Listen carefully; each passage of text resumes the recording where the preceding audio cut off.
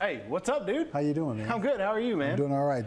How was the atmosphere there, the energy? Oh man, it was quite the game. It was quite the game tonight. Kilgore, special teams. We talk about special teams all the time. Yeah, we do. Opening kickoff of the second half, kick return for a touchdown.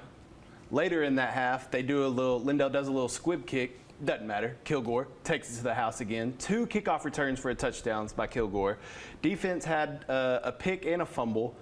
Offense scored 64 points. So I say it's a good night to be a Kilgore Bulldog. Wow. Well, and I'm like 2 kickoff returns? 2 kickoff returns. I think I know what. In the same half.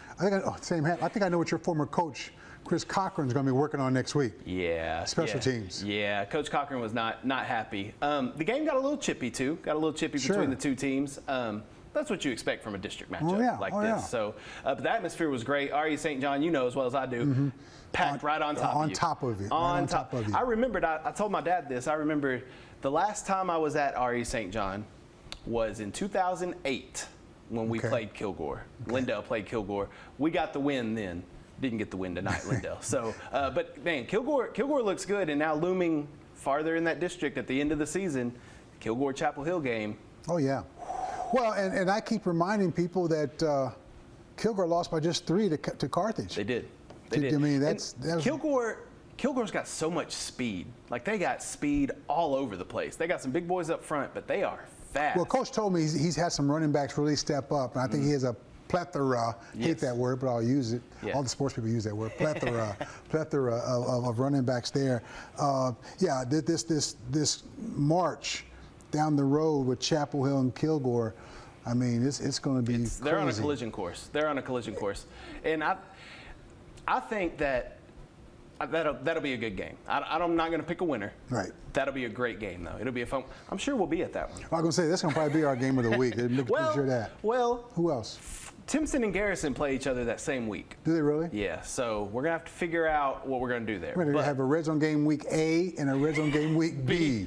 That's how we have to do that. Hey, Coach Fuller, he didn't say this after the game. You know, Coach Fuller, he's not trying to give anybody any more motivation. Right.